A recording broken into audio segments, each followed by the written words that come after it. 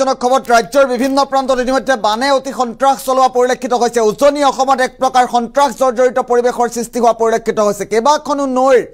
পানীয়ে বৰ্তমান মুহূৰ্তত উজনি অসমত সন্ত্ৰাস চলাইছে বৰ্তমান মুহূৰ্তত উজনি অসমৰ লখিমপুৰ ধেমাজি তিনচুকীয়াকে আৰম্ভ কৰি কেইবাখনো জিলাত বৰ্তমান মুহূৰ্তত কি পৰিৱেশে বিৰাজ কৰিছে শেহতীয়া তথ্য দিয়াৰ চেষ্টা কৰে ৰাজ্যত বানে ধাৰণ কৰিছে অতি ভয়ংকৰ ৰূপ কেইবাটাও প্ৰান্তত ইতিমধ্যে বানে সন্ত্ৰাস চলাইছে তাণ্ডৱ লীলা চলাইছে বানপানীয়ে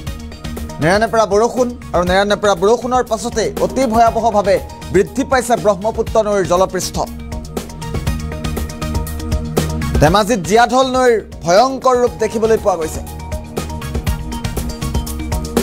উফন্দি উঠিছে গাই নৈ ননৈ চিমেনৰ জলপৃষ্ঠ কেইবাখনো নৈৰ জলপৃষ্ঠ ইতিমধ্যে উফন্দি উঠা পৰিলক্ষিত হৈছে আৰু ভজু গাঁৱত ৰাষ্ট্ৰীয় ঘাইপথৰ ওপৰেৰে বাগৰিছে পানী একেদৰে গোগামুখ ঘিলামৰা সংযোগী পথৰ ওপৰেৰেও পানী বাগৰা পৰিলক্ষিত হৈছে কেইবাটাও প্ৰান্তত অতি ভয়াৱহ পৰিস্থিতিৰ উদ্ভৱ হোৱা পৰিলক্ষিত হৈছে জীয়াঢল নৈৰ পানীয়ে বিনষ্ট কৰিছে 10খনৰো অধিক গাঁও তথা খেতিপথাৰ জলপৃষ্ঠ বৃদ্ধিক লৈ ইতিমধ্যে আতংকিত হৈ পৰিছে নৈপৰীয়া ৰাইজ ৰাজ্যত অতি ভয়াৱহ পৰিৱেশৰ উদ্ভৱ হোৱা পৰিলক্ষিত হৈছে আমি ইতিমধ্যে উল্লেখ কৰিছোঁ বানে সন্ত্ৰাস চলাইছে ৰাজ্যৰ কেইবাখনো জিলাত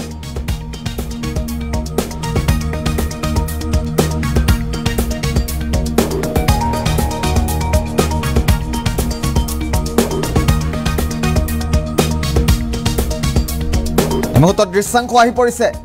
কেনেধৰণৰ ৰূপ ধাৰণ কৰিছে দৃশ্যাংশ দেখুৱাৰ চেষ্টা কৰি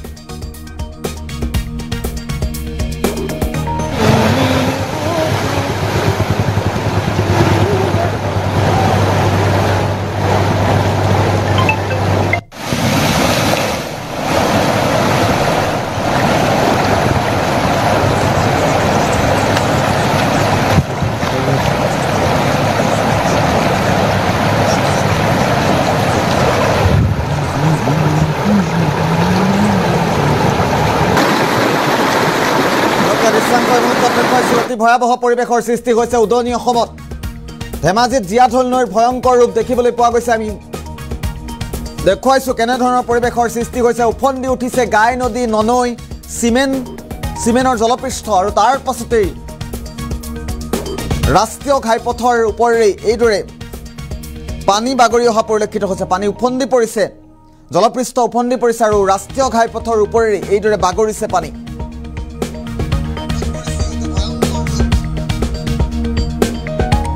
শেহতীয়া দৃশ্যাংশৰ মুহূৰ্তত দেখুৱাইছোঁ উজনি অসমত অতি ভয়াৱহ পৰিৱেশৰ সৃষ্টি হোৱা পৰিলক্ষিত হৈছে ধেমাজিত জীয়াঢল নৈৰ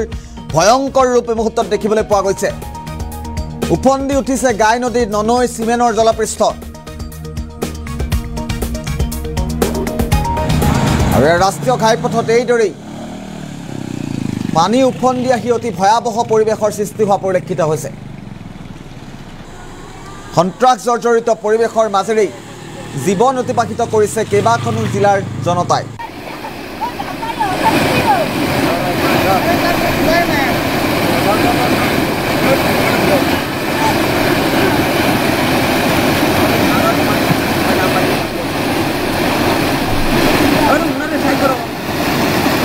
এয়া বাৰিষা প্ৰথম বানে আজি আমাৰ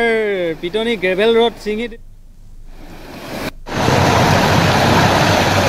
মন্তব্য আহি পৰিছে কিছু মন্তব্য বাৰ্ণাত্যৰ কিছু মন্তব্য মুহূৰ্তত আহি পৰিছে আমি পুনে পুনে মন্তব্য লোৱাৰ চেষ্টা কৰিম নদী আৰু কাংকুটি আহি আছে আৰু এইডোখৰ এনেও জেগাটো দ সেই ৰাস্তাটো দ গতিকে পানী চৰকাৰেতো ব্যৱস্থা সদায় লম কৰি থাকে লোৱা নাই বৰ্তমান এইবছৰ উঠাম বুলি কৈছিলে কিন্তু একো নানো নেকি এনেই গ'ল মোৰে কয় নাই আৰু যিডোখৰ নেকি চাওক আপোনালোকে যিডোখৰ নেকি পানী যিডোখৰ নেকি নেযায় পানী তাত ৰাস্তা বৃদ্ধি হৈছে আৰু যিডোখৰ নেকি পানী যায় তাত খোলা কৰি থৈছে কি হ'ল পানীটো আহিবই নিশ্চয় ঘৰতো সোমাইছে জেগা জেগা হয় এই কোনখন মানে আমাৰ এই প্ৰথম পায় ফেচলি জালবাৰী বজু গাঁও পায় এইবিলাক চেঁচাহৰ আমুলগুৰি ইত্যাদি কৰি বহুত গাঁও পায় আৰু প্ৰতি বছৰে হৈ আছে ইয়াৰ যিটো পৰিকল্পনাতে ভুল আছে বুলি আমি ভাবোঁ গোগামুখৰ পৰা ঘিলামৰালৈকে এই তিনিখন নদীৰ পানী পাৰ হ'বলৈ মাত্ৰ এটাই পথ পানী পাৰ হৈ যোৱা পথ চাম্পৰা দলঙেদি পানী পাৰ নহ'লে অন্যভাৱে পাৰ হ'বলৈ নাই গতিকেলৈ যিমানটো পানী উজনিত থাকে সিমানটো পানী পাৰ হৈ যাবলৈ মানে পানী পাৰ হোৱা কোনো পথ নাই কাৰণে দলঙৰ পৰা উজনি অংশটোত পানীয়ে সদায় আমনি কৰে আমি দিলে আৰু ৰাইজৰ খেতি বাতি কিডাল নষ্ট কৰিব আৰু ঘৰ দুৱাৰ তল যোৱাৰ সম্ভাৱনা আছে যাতায়াতৰ যেতিয়া যোগাযোগ ব্যৱস্থা যেতিয়া বন্ধ হ'ব তেতিয়াহ'লে মানে এটা অঞ্চল অচল হৈ যাব গতিকেলৈ এইটো চৰকাৰে ক'বলৈ গ'লে এতিয়া চুইচ গেট দিছে অলপ আগত যিটো পৰিমাণত পানী বাঢ়িছে সেইটো হিচাপত আজি কাইলৈও যদি বাঢ়ে এইটো ৰাস্তাটো বন্ধ হৈ যাব কমিউনিকেশ্যন বন্ধ হ'ব বৃহত্তৰ ঢোকা অঞ্চলটোৱে বন্ধ হৈ যাব জলসম্পদ বিভাগে বাৰে বাৰে প্ৰতি বছৰে একেটা কামকে কৰি আছে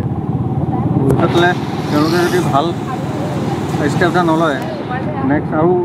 ভয়াৱহ পৰিস্থিতি হ'ব বুলি ধাৰণা কৰা হৈছে আৰু তাতো ব্যাহত হ'লে বেলেগটো চাবৱে এইপিনে ধেমাজি হৈ যাব লাগিব নহ'লে বাসুদেউ হৈ যাব লাগিব কিন্তু ঢকুৱাখানা গোটেই অঞ্চলটো যাতায়াত ব্যৱস্থা বিচ্ছিন্ন হ'ব তো মানুহখিনিৰ বহুতখিনি সমস্যা গতিকে কি হয় এই ক্ষেত্ৰত কি ক'ব এই ক্ষেত্ৰত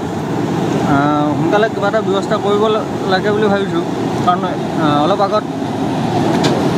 চুইচ গেট এটা আছে চুইচ গেটটো যদি খুলি দিয়ে পানীটো